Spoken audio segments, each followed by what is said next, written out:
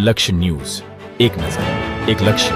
કલોલ શહેર પોલીસ ચોરીના ગુનાનો ભેદ ઉકેલ્યો. કલોલ શહેર પોલીસે 3 આરોપીઓને ઝડપી પાડતા કુલ કિંમત ₹1,29,500નો મુદ્દામાલ કબજે કર્યો છે. કલોલ શહેર પોલીસ દ્વારા કબજે કરાયેલા મુદ્દામાલમાં 5 મોબાઈલ ફોન તથા બજાજ કંપનીનો ઓટો રિક્ષા સામેલ છે. આરોપીઓએ કલોલ શહેર તથા સાણંદ જીઆઈડીસી વિસ્તારમાં ચોરી કર્યાની કબૂલાત કરી. મુખ્ય આરોપીઓ જોરાવરસિંહ બાવરી વિરુદ્ધ અગાઉ પણ ગુનાહિત ઇતિહાસ નોંધાયેલા છે.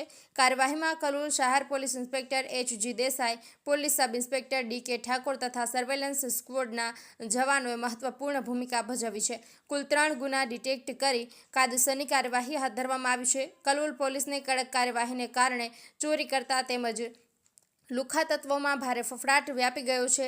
આ અગાઉ પણ કલોલ શહેર પોલીસ દ્વારા તેરા તુજકો અર્પણ કાર્યક્રમ અંતર્ગત મોબાઈલ ચોરી થયેલા મૂળ માલિકોને પરત કર્યા હતા, જેથી પોલીસની આ કાર્યવાહીથી ચોર તેમજ લુખ્ખા તત્વોમાં ભય વ્યાપી ગયો છે.